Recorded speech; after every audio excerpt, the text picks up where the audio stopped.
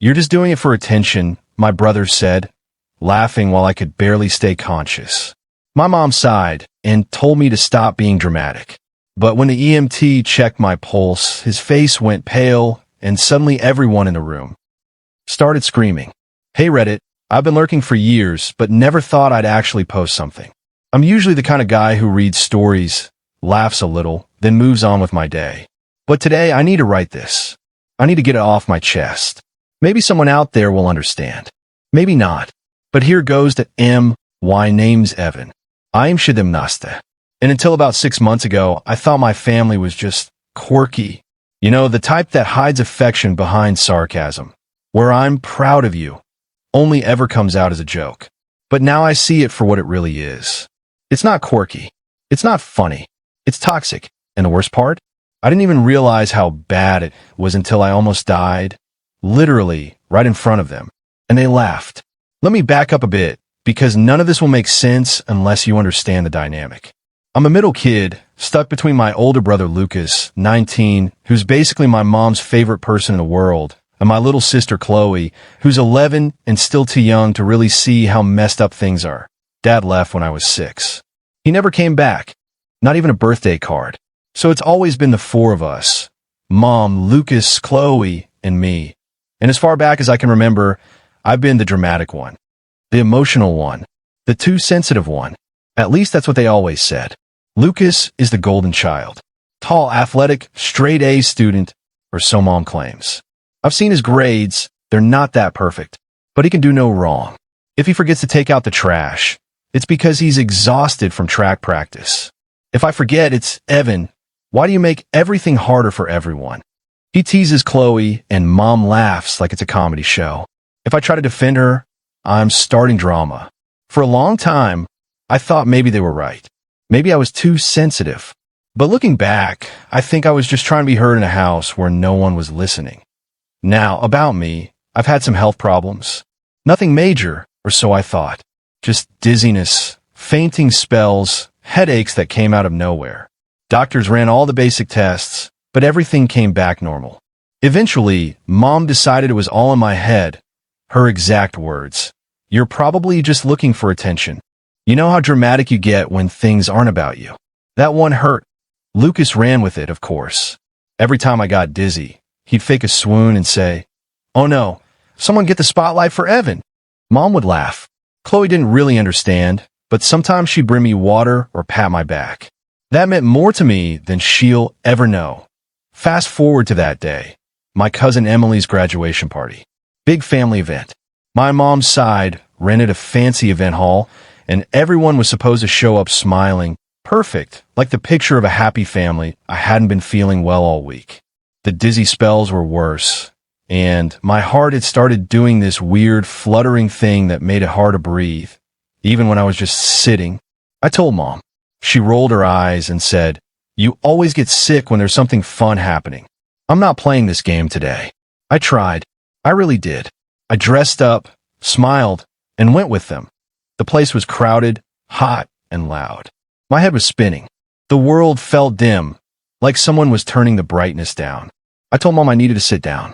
She gave me a look and said, "Not this again. You're fine." Lucas smirked and muttered, just loud enough for me to hear, "Maybe if you faint again, someone will finally ask you to prom." That one cut deep. I found an empty corner with a few folding chairs and sat down, hoping the feeling would pass. But it didn't.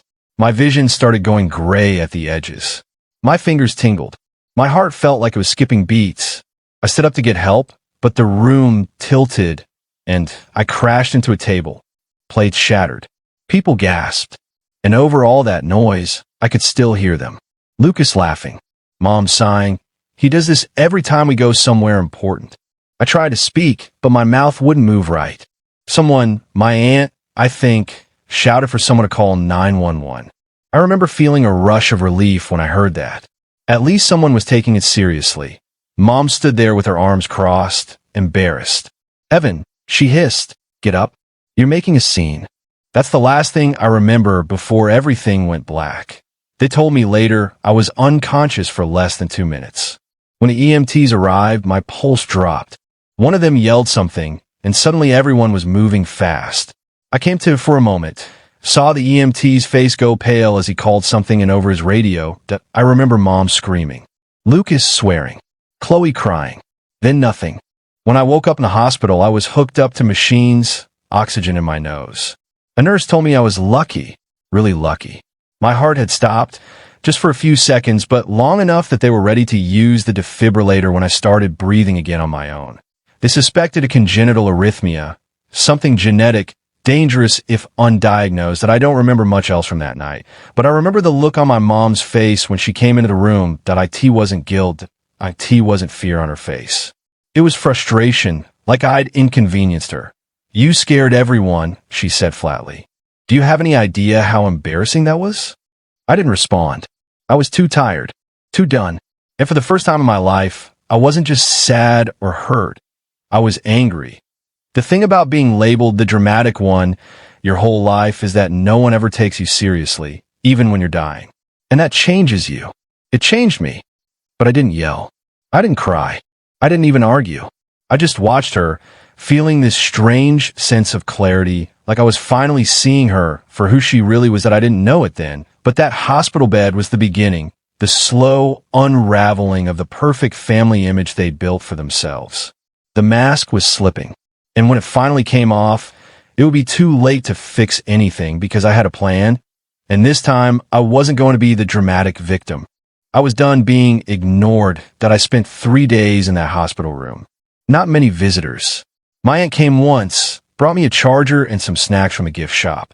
She's one of the few people in our family who's always treated me like a person, not a problem. Chloe called from Mom's phone on the second day and whispered, I miss you, before Mom made her hang up. Lucas never showed. Not once. And Mom only came back when the cardiologist asked for a serious family meeting. The diagnosis, an inherited arrhythmia disorder. Something you can't spot with a basic physical. It needed a special test, one the doctors had suggested years ago, but Mom refused. Too expensive, she'd said. They just want to scare you into more tests. But now that it had nearly killed me, suddenly it was serious. The cardiologist didn't sugarcoat it. Your son was minutes from dying. If it happens again without treatment, he might not be so lucky. He'll need medical management, possibly an implanted device. We're still running more tests. Mom crossed her arms and leaned back like someone had just accused her of lying. Is this going to cost a lot? The doctor blinked. With insurance, most of it should be covered, but there will be follow-ups, procedures, medication. She cut him off. Well, that's just great. She didn't ask about recovery time, or risk, or what I needed next. She asked about the money. Then, because she couldn't resist, she turned to me with this tight little smile and said, well, at least now we know you weren't faking. The doctor shifted uncomfortably and excused himself. That I just lay there, watching her like she was a stranger. In a way, she was that I'd spent years convincing myself that the emotional abuse was just misunderstanding, stress, miscommunication, bad timing. But it wasn't. It was who she was, who she chose to be. The next morning, a social worker came in. I hadn't asked for one. She introduced herself gently and said someone had raised concerns about family neglect and medical dismissal. That I already knew who it was, the EMT. I remembered his face when he checked my vitals, the way he muttered, where have the parents been? The social worker asked a lot of questions. I answered quietly, honestly. I wasn't crying or angry, just numb. Yes, I'd had symptoms for years. Yes, Mom said I was being dramatic. No, I'd never seen a specialist until now. No, I wasn't allowed to stay home from school unless I had a fever. Yes, my brother mocked me every time I mentioned it. Yes, I was made to feel like I was just seeking attention. She nodded, took notes, and promised to follow up. Something shifted in me then. I don't know how to explain it, but for the first time, I felt believed. It was such a strange feeling, I almost didn't trust it, but it was real. 2 days later, I was discharged with a heart monitor strapped to my chest and a packet of paperwork in my hand.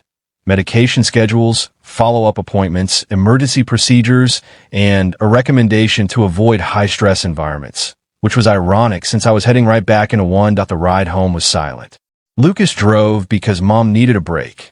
Chloe sat beside me in the back seat, fiddling with her braid, glancing up every now and then like she wanted to say something. But she didn't. Not yet, of course. Lucas couldn't help himself. Man, he said, half laughing, you really committed to the bit this time. Whole hospital stay and everything. Respect. I didn't respond. I just stared out the window, gripping the discharge papers so tightly they crinkled in my lap. When we pulled into the driveway, Mom was already inside. She'd gone ahead to get dinner ready. There was no dinner. She was on the couch, scrolling through her phone, a half-empty glass of wine on the table, the TV blaring, and, oh, welcome home.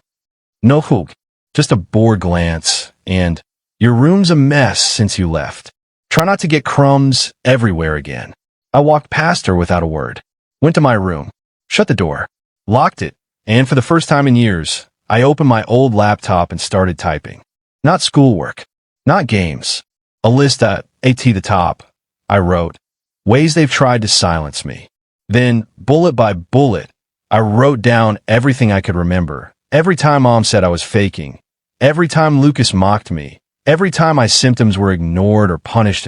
I filled 3 pages before I realized I was crying. It wasn't sadness I felt. It was release. Like I was finally letting go of something that had been rotting inside me for years. The next few weeks blurred together.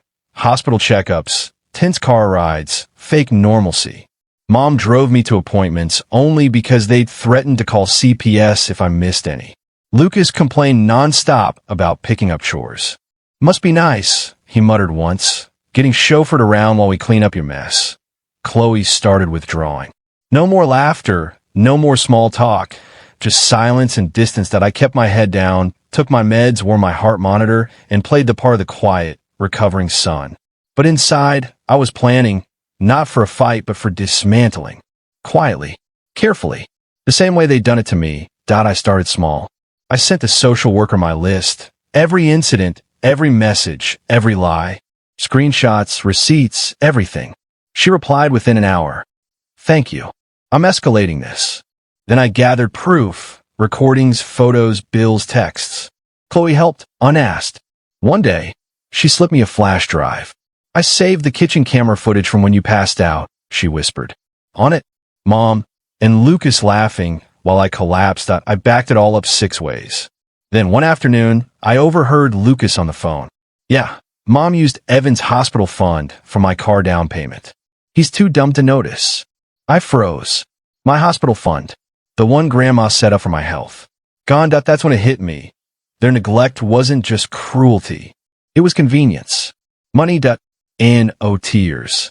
No yelling. Just clarity. I went upstairs, opened my laptop, and added a new line. They stole from me. But I wasn't rushing this. Some revenge takes time to bloom. The next day, I biked to my aunt's office. She's a paralegal, one of the few who ever treated me kindly. I told her everything. The neglect, the car, the evidence, all of it. She flipped through my files in silence, then said, Evan, you need a lawyer. I blinked. It's that serious? It's not just serious, she said. It's criminal. Apparently, taking a minor's inheritance for personal use is called financial guardianship abuse. A real, chargeable crime. On the ride home, I couldn't stop thinking about Grandma. How she used to tuck me in, whispering that one day I'd be stronger than the people who try to break me.